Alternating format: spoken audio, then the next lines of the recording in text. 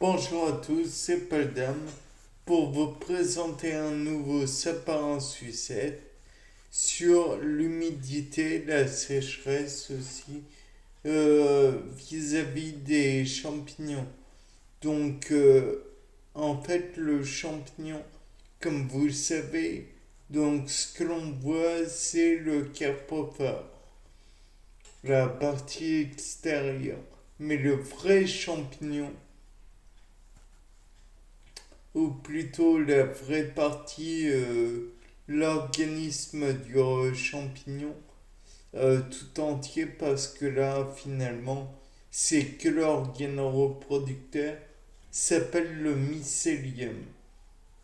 Donc, qui dit organe reproducteur, dit aussi gamètes. Je sais pas si on peut dire que les spores sont des gamètes, mais le fait est que celui-ci permet la reproduction du champignon en lui-même. Et pour cela, donc, il va être soit saupoudré, enfin relargué dans l'environnement sous forme de spores sèches, soit sous forme de spores humides. Mais le fait est que enfin sous forme de spores humides, elles seront sèches à la base, mais le fait est que avec l'humidité ambiante, elles pourraient devenir humides. Et donc l'intérêt de l'un comme de l'autre, on va le voir.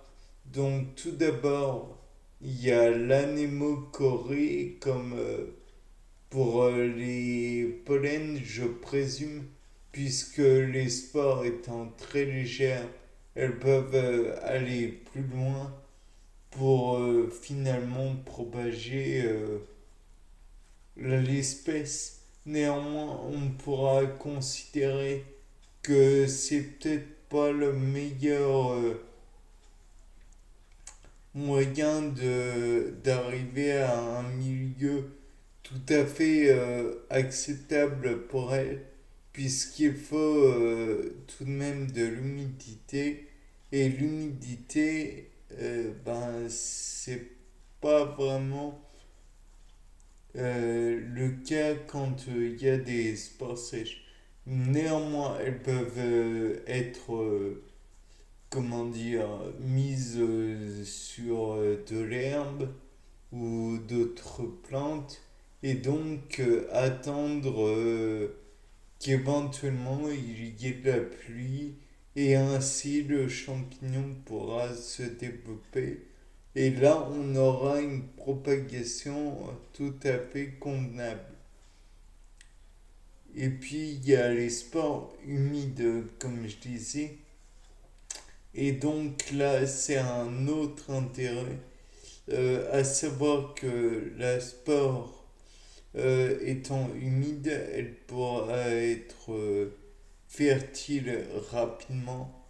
Et voilà. Mais elle n'ira pas aussi loin que pour les spores sèches.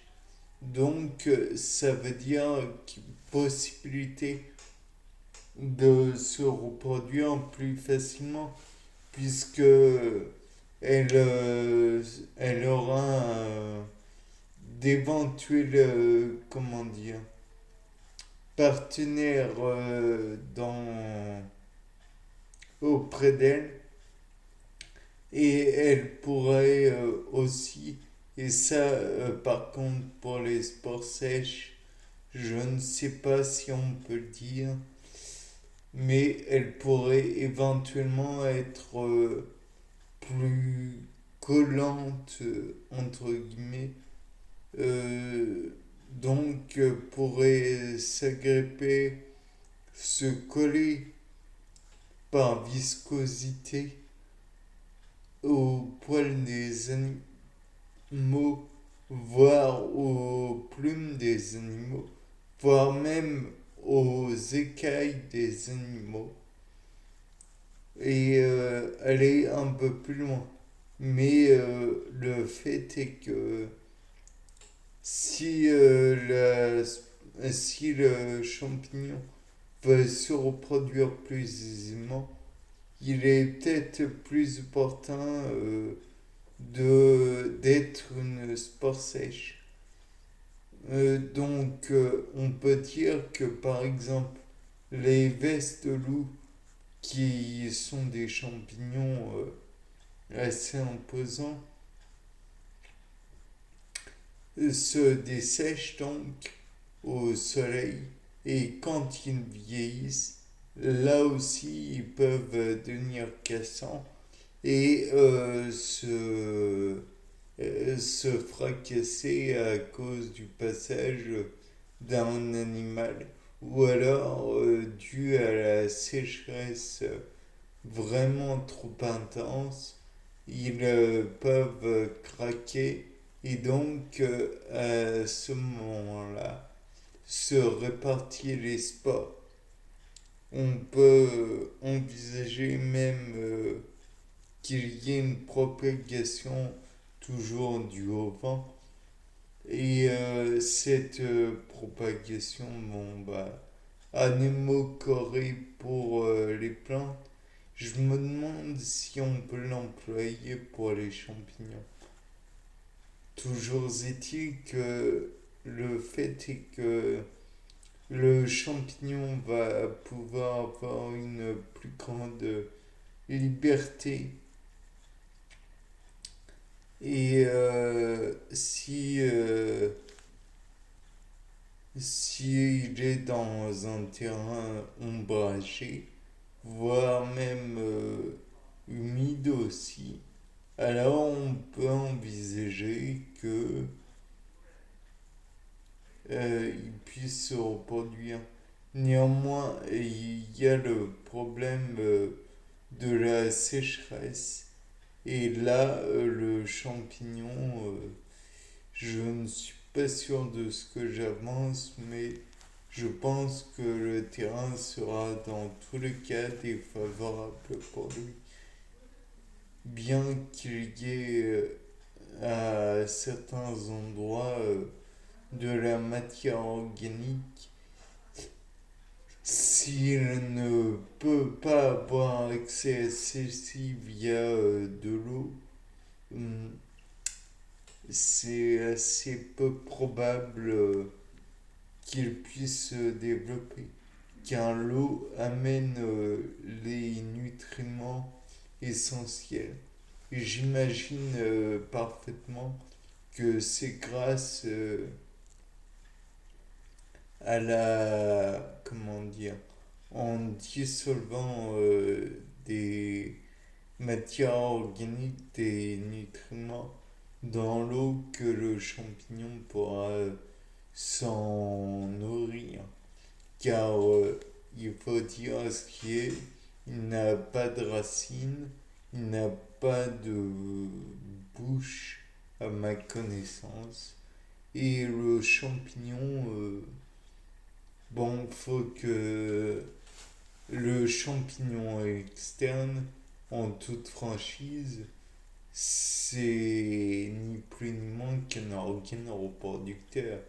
Donc il faut que les nutriments puissent s'insinuer jusqu'au mycélium pour que celui-ci puisse l'absorber. Et là, encore une fois, est le problème que il n'y a pas de terre, s'il n'y a pas de terre, comment dire, légère où les grains se séparent, où les cailloux sont bien séparés, encore une fois, où c'est pas trop compact ou quoi, alors le champignon ne pourra pas se développer dans une terre compacte. Donc j'imagine très bien que ça peut paraître un peu étrange mais le règne végétal aussi a du mal avec les terres trop compactes. En revanche, il faut des nutriments normaux en grande quantité et le mycélium étant une forme de vie qui peut s'étendre très loin. Alors, il peut ramasser beaucoup de nutriments. Bien. Sur ce, c'était Paul Dame. Au revoir.